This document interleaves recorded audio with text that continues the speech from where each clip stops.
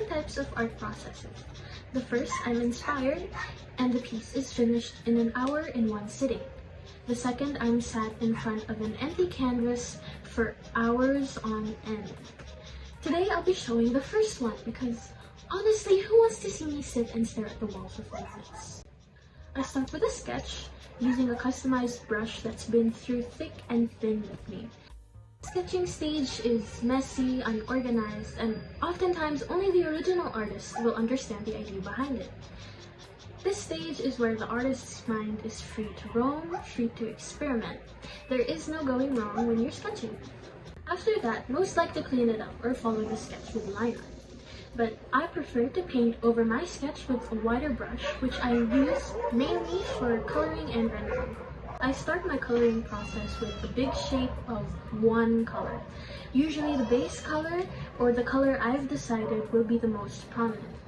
I base this stage off of what traditional artists call a wash. A wash is a technique where the artist applies a thin layer of diluted paint or ink. It is meant to add depth, volume, and color to the canvas. The wash layer helps me organize the shapes and the shades of my piece.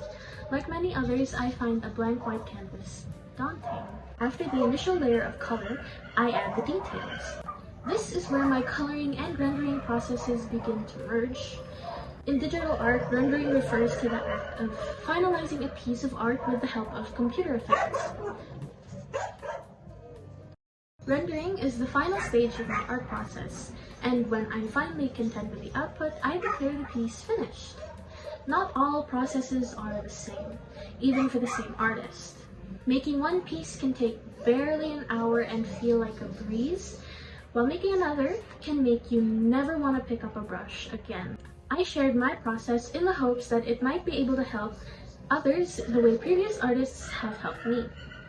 Thank you for joining me today and listening to me ramble.